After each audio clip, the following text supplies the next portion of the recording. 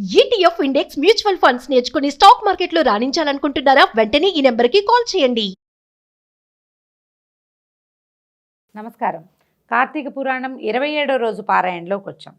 జనక మహారాజుకి మహర్షి ఇట్లా తెలియజేస్తున్నారు. కార్తీక వ్రతాలలో కేదారేశ్వర వ్రతం పుణ్యప్రదమైంది. అయితే ఈ కేదారేశ్వర వ్రతం మనకి పారాయణలో చివరికి వస్తోంది, కానీ కేదారేశ్వర వ్రతాన్ని ముందు కాలాల్లోనే చేసేస్తారు. చాలామంది మొదటి సోమవారము, రెండవ సోమవారము, పౌర్ణమి నాడు పౌర్ణమి వ్రతంలాగా కూడా చేసుకుంటారు. చివరి వరకు ఎందుకు చెప్తారంటే ఆఖరి రోజుల్లో విన్నా కూడా, 27వ రోజు విన్నా కూడా 28వ రోజైనా చేసుకుంటారని. ముందు నోములు ఉన్న వాళ్ళంతా చేసుకుంటారు. ఇప్పుడు కనుక ఏదో ఒక ఉద్దీపన కలుగుతుంది మనకి, ఇది చేసుకుందాము, ఏదైనా మంచిది చేసుకుందాము, కబుక్కుని పూజ చేసుకుందాము అని అనిపించే వాళ్ళ కోసమని ఇది చివరిలోకి చెప్తారనమాట. అయితే ఈ కేదారేశ్వర వ్రతం పుణ్యప్రదమైనది, పరమేశ్వరునికి అత్యంత ప్రీతిదాయకమైన వ్రతం. బోళాశంకరుడైన పరమేశ్వరుడు ఈ వ్రతం ద్వారా తన కరుణా కటాక్షాల వల్ల అపారమైన సిరి సంపదలను, సకల శుభాలను ప్రసాదిస్తాడు. స్వామిని ఆరాధించి మనసులో గల కోరికలను ఆయనకి నివేదిస్తే తప్పక నెరవేరుతాయట. అయితే పార్వతీదేవి ఈ వ్రతాన్ని ఆచరించడం వల్లే శివుని శరీరంలో సగభాగాన్ని పొంది అర్ధనారీశ్వరి అయ్యిందట. అయితే తొలుత కాలంలో శివపార్వతులు అర్ధనారీశ్వర స్వరూపంలో మనకి ఎప్పుడూ కనపడలేదు, అంతకుముందు లేదట. ఈ లేకపోతే ఈ కథ కూడా చాలా వింతగా చెప్తారు. శివపార్వతులు ఇద్దరూ కైలాసంలో ఉన్నప్పుడు ఒకసారి ఏమైందట, కైలాసానికి వస్తే సురగరుడ కిన్నెర గణాలు, తుంబురు నారదులు అంటే నారదుడు మరియు తుంబురుడు, యక్షగంధర్వాదులు, ప్రమథగణాలు అందరూ కలిసి వివాహం చేసుకుని శివపార్వతులు ఇద్దరూ కలిసి వస్తే వాళ్ళకి చాలా హారతులు ఇచ్చి నీరాజనాలు ఇచ్చి స్వాగతం పలికారట. ఘృతాచి, తిలోత్తమ, ఊర్వశి, రంభ మొదలైనటువంటి అప్సరసలందరూ కూడా చూడచక్కగా నాట్యం చేశారు. నారద తుంబురాదులు అపూర్వమైన గానంతో పరమేశ్వరిని కీర్తించారు. ఇక్కడ పార్వతీదేవి అప్పుడే వివాహం చేసుకొచ్చిందంటే బాలికగానే ఉంది, కన్య, కొత్తగా వివాహమైన అమ్మాయి. ఆమె చూస్తూ ఉంది తన భర్తకి వీళ్ళంతా ఎట్లా నైరాజనాలు పలుకుతున్నారు. సాధారణంగా భర్తలకి గౌరవాలు జరిగితే పక్కనున్న భార్యలకు కూడా ఎంతో కొంత లభిస్తాయి. అయితే అక్కడికి చేరుకున్న వారిలో ఏ ఒక్కరూ పార్వతీదేవికి నమస్కారం చేయలేదట. ఎవ్వరూ పార్వతీదేవికి నమస్కారం చేయలే. అందరూ పరమేశ్వరునే ప్రార్థిస్తున్నారు, ఆయనకే నీరాజనాలు. ఆయనతో పాటు ఆమె పక్కనుంది కాబట్టి ఆమె కూడా కొంచెం హారతులు అందుతున్నాయి అన్నమాట. అందులో ఈ ప్రమథగణాలు చాలా చిత్రంగా నాట్యాలు అవి చేస్తారు. స్వామికి నాట్యం అంటే ఇష్టం. పరమేశ్వరుడికి నాట్యహారతులు అవి ఇవ్వటం కూడా చాలా విశేషమైన సేవగా చెప్తారు. వచ్చిన అప్సరసలందరూ నాట్యాలు చేశారు, తుంబురు నారదులు గానం చేశారు. భృంగిరిట్టుడు అని ఒక ప్రమథగణాల్లో ఒకడు, నంది, శృంగి, భృంగి ఇలా పేర్లు చెప్తారు. ఈ భృంగి అపూర్వమైన రీతిలో నాట్యం చేశాడట. ఆ నాట్యం చేసేటప్పుడు ఆ హారతిస్తూ స్వామి చుట్టూతానే, శివుడి పరమేశ్వరుడి చుట్టూతానే హారతిస్తూ తిరిగాడట. తిరిగేసరికల్లా ఉన్నవాళ్ళంతా ఆనంద పరవశులైపోయారు. అది నీరాజనపు వెలుగులో పరమేశ్వరుడి మహాద్భుత దైవ సౌందర్యాన్ని చూస్తూ మైమరచిపోయారు అందరూ. అయితే పార్వతీదేవి తనని వదిలి ఈయన ఒక్కడికే హారతిస్తున్నారు అనే సంగతి అప్పుడు స్పష్టంగా తెలుసుకుందట. అంతకుముందు ఇద్దరు పక్కపక్కన ఉన్నప్పుడు హారతిస్తుంటే తను కూడా ఉన్నాననుకుంది. ఎప్పుడైతే ఈ భృంగి కేవలము పరమేశ్వరుడి చుట్టూ తానే నీరాజనాన్ని సమర్పిస్తూ తిరుగుతూ ఉండేసరికల్లా ఆమెకు తెలిసింది. అయితే అక్కడ ఉన్న వాళ్ళంతా ఆనంద పరవశులయ్యారు. పరమేశ్వరుడు లేచి వచ్చి నాట్యం చేసి మోకరించి ఉన్నటువంటి భృంగిని ప్రత్యేకంగా వెన్నుతట్టి మరీ మెచ్చుకున్నాడట. మెచ్చుకుంటే మొత్తం ఉన్న సమూహం అంతా కూడా, ప్రమథగణాలు, దైవగణాలు అందరూ కూడా నిలబడి ఉన్న పరమేశ్వరుడికి సాష్టాంగంగా ప్రణామాలు చేశారు, నమస్కారాలు చేశారు. పార్వతీదేవి వెనకాలుండిపోయింది, పరమేశ్వరుడు ముందుకు వెళ్ళాడు. ఆయన ఒకడికే వాళ్ళందరూ నమస్కరించారు. తనని ఒక్కదానిని వెలివేసినట్టుగా వదిలిపెట్టేయటం, అంతా శివుడి చుట్టూ తానే చేరటము పార్వతీదేవి మనసుకి చాలా కష్టం కలిగించిందట. ఏమిటి, ఈయన ఒక్కడికే దండం పెట్టినారు, నేను ఈయన భార్యని కదా అనిపించింది అనమాట. ఇది మనకు సహజంగా లోకసహజంగా ఉండేది. ఇది దైవ సంబంధమైన వ్యవహారంగా ఎందుకు చెప్తున్నారంటే మనం ఎట్లా చేయకూడదో చెప్పడం కోసం అన్నమాట ఇది. అయితే ఇది అసలు దీనికి అంతటికి కారణం ఏమిటి, వీళ్ళు అప్పుడు పరమేశ్వరుని ఏకాంతంలో ఆవిడ అడిగిందట, స్వామి అందరూ నిన్ను నమస్కరిస్తారు, నేను కూడా నీకు నమస్కరిస్తాను, కానీ నన్నెందుకు వీళ్ళు వదిలిపెట్టేశారు, నాకెందుకు నమస్కారాలు నీలాగా ఎందుకు లభించలేదు అని అడిగితే, పరమార్థాన్ని ఆశించే భక్తులకు నీ వల్ల ఏమీ ప్రయోజనం లేదని ఆ విధంగా చేశారు. వీళ్ళంతా ముక్తిని కోరుకునేవాళ్ళు, శివ సాయుధ్యమే కావాలి వాళ్ళకి, అందుకని శివుణ్ణే ప్రార్థిస్తారు. నీ వల్ల వాళ్ళకి వనగూడే ప్రయోజనం ఏమీ లేదు, అంచేత నీకు నమస్కరించట్లేదు, నువ్వు నా భార్యగానే నమస్కరించబడ్డావు, కానీ నీకుగా నమస్కారాలు లభించవు అనగానే ఆమె చాలా ఖిన్నురాలైపోయిందట పార్వతి. ఇంత తపస్సు చేసి తల్లి తండ్రిని కాదని, గారాల బిడ్డని హిమవంతుడికి నేను అక్కడే ఉండకుండా వీరిని వివాహం చేసుకున్నాను.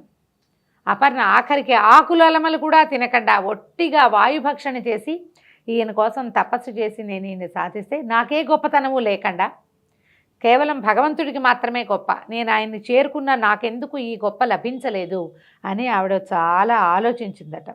పైగా పరమేశ్వరుడు కూడా ఇల్లాలనైనా ఆలోచించకుండా తన అయోగ్యతను తెలియచేసేశాడు. నీకు యోగ్యత లేదు నమస్కారానికి అన్న వాక్యము ఆమెను చాలా కష్టపెట్టిందట. ఆవిడ ఏం చేసిందట, ఏ విధంగా అయినా ఈ దుస్థితిని తగ్గించుకోవాలి, పోగొట్టుకోవాలి. నాతో పాటు ఉన్న పక్కవాడికి నమస్కారం చేసి నాకు నమస్కారం చేయకపోతే లోపల ఎలా ఉంటుంది కష్టం. ఈ కష్టాన్ని తొలగించుకోవాలని ఆవిడ తపస్సు చేయటం ప్రారంభించింది. ఎంతకాలమో ఒంటరిగా తపస్సు చేసినట్ట వివాహం అయిన తర్వాతే. అప్పుడు కొంతకాలం గడిచాక సిద్ధుడి రూపంలో పరమేశ్వరుడు ఆ ప్రాంతానికి వచ్చేట. కోరిక పట్ల వ్యామోహంతో ఏకాగ్రతను సాధించలేకుండా నువ్వు ఎంతకాలం తపస్సు చేసినా ఏమీ ప్రయోజనాన్ని పొందలేవు. ఇది ప్రధానమైన పాయింట్ అండి. ఈ కథలో పార్వతీదేవి కూడా పరమేశ్వరుని వివాహం చేసుకోవాలి అన్న ఒక్క తలంపుతోటి తపస్సు చేసింది మొదట. ఆవిడ కన్యగా ఉన్నప్పుడు, అవివాహితగా ఉన్నప్పుడు ఆమె కోరిక తీరింది. కానీ ఆమె వివాహిత అయిన తర్వాత ఇట్లా అంటే తనకి గౌరవం లభించలేదన్న దాంతో చేసావు, నీకు ఏకాగ్రత కుదరటల్ల. అప్పుడు ఆవిడ ఏకాగ్రత ఎవరి మీద ఉంది? మొదట శివుడి మీద ఉంది. భగవంతుని మీద ఏకాగ్రత ఉండటం వల్ల నీకు మొదటిసారి తపస్సు కుదిరింది. ఇప్పుడు నీకు భగవంతుని పట్ల ఏకాగ్రత లేదు, నీకు నీ మీదే ఉంది మనసు. ఇది కాదు ఉండవలసింది. నా కష్టం తీరాలి అన్న ఆలోచనతోటి చేసే పూజ పూర్తి స్థాయిలో ఫలించదు. ఈ కథలో మనకి ప్రత్యేకంగా చెప్పేది అదే. నాకు అది కావాలి, నాకు ఇది కావాలి, నాకు ఇది జరగాలి, నాకు ఈ కష్టం తీరాలి, నాకు అది అయిపోవాలి అన్న తలంపుతో ఉన్నవాడికి భగవంతుని పట్ల ఏకాగ్రత కుదరదు. నాకు ఏదవ్వాలో అది చెయ్యి, నన్ను ఏం చేస్తావో అంతా నీ చేతిలో ఉంది, నువ్వే నాకు కావాలని తపస్సు చేస్తేనే, నువ్వే నాకు కావాలని పూజిస్తేనే భగవంతుడు మన యందు ప్రవర్తిస్తాడు. మన కష్టం భగవంతుడి కష్టం అవుతుంది. ఆయనే తీర్చుకుంటాడు. ఎవరికి ఆకలిస్తే వాళ్ళు తింటారు, ఎవరికి నొప్పొస్తే వాళ్ళు మందేసుకుంటారు. భగవంతుడు కూడా అంతే. మనకి భగవంతుడికి అభేదం కావాలి. పూజలో కానీ తపస్సులో కానీ కార్తీక మాసం కథల్లో చెప్తాం, పురాణాల్లో బోలెడన్ని మాటలు చెప్పుకుంటాం. ఇప్పుడు దీపం పెడితే ఇది తొలుగుతుంది, దానం చేస్తే ఇది వస్తుంది, అష్టైశ్వర్యాలు కావాలంటే ఫలానాది చేయండి అని. ఫలానాది నీకోసమే చేసుకుంటే ఎట్లా? భగవంతుడి కోసం కదా చేయాలి. ఈ వాక్యాలు సాక్షాత్తు పరమేశ్వరుడే పార్వతీదేవికి ఉపదేశించాడు. ఏం చెప్తున్నాడు? నువ్వు ఎంతకాలం ఇలా తపస్సు చేసినా కుదరదు. కాకపోతే ఇది రేపు కార్తీక మాసం రాబోతుంది. బోళాశంకరుడైన ఈశ్వరుడు కేదారేశ్వరుడు అన్న పేరుతో భక్తులని ఉద్ధరిస్తాడు. దానినే కేదారేశ్వర వ్రతము అంటారు. ఈ వ్రతం చేసేవాళ్ళు నిష్ఠతో భక్తితో స్వామిని ఆరాధిస్తూ తమ కోరికను విన్నవించుకుంటే అవి నెరవేరుతాయి, ప్రతిష్ట ప్రగతి కూడా సిద్ధిస్తుందని చెప్పాడట. అంటే పార్వతీదేవిని కరుణించే ఉద్దేశంలో ఇది ప్రజలకు మనకి మేలు చేయడానికి, లోకోపకారం కోసం చేసిందే. ఎప్పుడు కూడా మామూలు రోజుల్లో పూజా విధానాల కంటే కూడా పర్వదినాలలో చేసే పూజ భగవంతుడిని ఉద్దేశించి చేసేది. ఇది మహాపర్వదినం. ఇప్పుడు సూర్యచంద్రులు ఇద్దరూ సమానమైన గతుల్లో ఉంటారు, ఈ గతిలో ఉంటారు. నక్షత్రాలన్నీ కూడా అందరూ భగవంతుని వైపు తిరుగుంటారు. వారితో పాటు మనం కూడా భగవంతుడి వైపుకు తిరిగిపోతే వారందరికీ లభించే మహాద్భుత ఫలితంలో మనకు కూడా భాగం లభిస్తుంది. కాబట్టి తప్పకుండా పర్వదినాలలోనూ ఏవి పర్వాలని చెప్పారో, ఏం చేయాలని చెప్పారో ఆ క్రియా విధానాన్ని చేయాలి. అలానే ఆనతిచ్చాడు. ఇచ్చేసరికల్లా ఈవిడ ఏం చేసిందట, సిద్ధుడు చెప్పిన ప్రకారంగా పార్వతీదేవి తన కోరికను పరమేశ్వరునికి నివేదించుకుంటూ, అంటే నాకు కావాలి అని అడగలేదు, నాకేం కావాలో ఏం చేయాలో అది నువ్వు చెయ్యమన్నది అని నివేదిస్తూ కేదారేశ్వర వ్రతం చేసి పరమేశ్వరునిలో సగం శరీరాన్ని పొంది పరమేశ్వరుని అర్ధాంగి అయ్యింది. దీనినే కేదారేశ్వర వ్రతము, కార్తీక నోము అంటారు.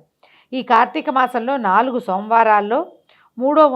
సోమవారాల్లోను మూడో సోమవారము కార్తీక పౌర్ణమి ప్రసిద్ధమైనవి, సిద్ధిప్రదమైనవి అని చెప్తున్నారు.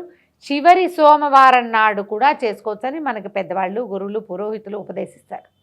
ఆఖరి రోజునైనా సరే, మాస శివరాత్రి రోజునైనా సరే మనం తప్పకుండా ఈ కేదారేశ్వర వ్రతం చేసుకోవచ్చు. భార్యాభర్త ఇద్దరూ కలిసి చేసుకునే పద్ధతి వాళ్ళ ఇళ్లలో ఉంటే దాన్ని కంటిన్యూ చేయొచ్చు. అలా కాని పక్షంలో మనం ఈ కథ విన్నాము. ఇప్పటిదాకా ఏంటంటే కార్తీక మాసంలో ఏం చేస్తాం, కార్తీక దామోదర ప్రీత్యర్థం అని విష్ణు ప్రీతి కొరకు శివారాధన చేస్తాం. ఈ కేదారేశ్వర వ్రతం మాత్రం కేవలము శివుని అనుగ్రహాన్ని పొందటం కోసమే కేదారేశ్వర వ్రతం అహంకరిచి అని సంకల్పం చెప్పుకుని కేదారేశ్వర వ్రత కల్పం అన్ని పుస్తకాల్లోనూ దొరుకుతుంది. ఏదైనా ఒక పుస్తకం సంపాదించి మనం 27వ రోజు వింటున్నాం, ఇంకా 28, 29, 33 రోజులు ఉన్నాయి. 30వ రోజు అమావాస్య కాబట్టి సాధారణంగా క్రియలు ఏమీ చేయలేకపోతాం. పైగా ఈ సంవత్సరం 29వ రోజుకే మనకి కార్తీక మాసం పూర్తయిపోతుంది. ఇంచుమించుగా ప్రతి సంవత్సరము ఇలాగే అవుతుంది, తిథులు తొందరపడతాయి కాబట్టి. ఇంకా 2 రోజులు, ఈ 2 రోజుల్లో అయినా సరే పెద్ద విశేషంగా ఏమిటో చాలా కావాలని ఏమనుకోవద్దు. తేలికపాటి పూజా విధానంగా సంకల్పం చెప్పుకుని మనం శివ పూజ చేసుకోవచ్చు. దానికోసమని చివరి భాగాల్లోనే ఇది చెప్పబడింది అనమాట. సాధారణంగా కార్తీకంలో ఒక చిన్న చిన్న విధులు చెప్తారు, ఫలానావి తినచ్చు, ఫలానావి తినకూడదు అని. ఇప్పటిదాకా పాటించలేకపోయినా కూడా ఈ చివరి రోజుల్లో అయినా సరే మనం ఇది పాటించవచ్చు. కొన్ని విధి నిషేధాలు చెప్తారు. ఇంగువ, ఉల్లిపాయలు, వెల్లుల్లిపాయలు, ముల్లంగి, దుంపలు, గుమ్మడికాయలు, శనగ, పెసర, అలచందలు, నువ్వులు నిషిద్ధం, తినకూడదు. వీటిని మానేస్తే చివరి 2 రోజులు మానేసినా సరే మీకు ఫలితం లభిస్తుంది. తర్వాత మాంసాహారం నిషిద్ధం, చివరి 2 రోజులైనా. ఇట్లు నిషిద్ధమైన వస్తువులు తింటే 7 జన్మాల దరిద్రం సంప్రాప్తిస్తుందని శాస్త్రవచనం. మరి ఇప్పటిదాకా తినేసామండి, ఈ 2 రోజుల్లో మనం మానేస్తే మాత్రం ఏమొస్తుంది అంటే మంచి పని ఒకసారి చేసినా సరే, ఒకసారి చేసినా కూడా ఫలితం ఇస్తుంది.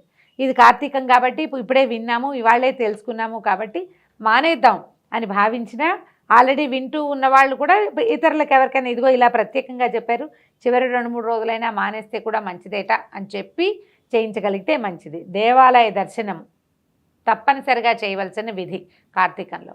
చివరి 3 రోజుల్లో ఏ రోజు కుదిరితే, ఏ పూట కుదిరితే ఆ పూటైనా, అమావాస్య నాడు కూడా దర్శనం చేసుకోవచ్చండి. శివాలయానికి వెళ్ళొచ్చు, విష్ణువాలయానికి వెళ్ళొచ్చు. సమీపంలో ఉన్న ఏ ఆలయంలో అయినా దీపారాధన చేసుకోవచ్చు. దీపదానాన్ని అందరూ స్వీకరించట్లేదని కొంచెం బాధపడుతున్నాం. దేవాలయంలో దీపం పెట్టి వదిలిపెట్టి వచ్చేసినా కూడా ఫలితం లభిస్తుంది. తర్వాత కంచు పాత్రలో భోజనం చేయకూడదు. ఆదివారం ఇంకా రాదనుకుంటా కొబ్బరి, ఉసిరి తినకూడదు. తర్వాత భోజన సమయంలో మౌనంగా ఉండాలి. కార్తీక పురాణం తప్పకుండా వినాలి. చివరి 3 రోజులైనా సరే పురాణాన్ని వినే ప్రయత్నం చేసుకోండి. దీంతో 27వ రోజు పారాయణ పూర్తయిపోయింది. రేపు ఉదయం 28వ రోజు పారాయణలో మళ్ళీ కలుసుకుందాం. నమస్కారం.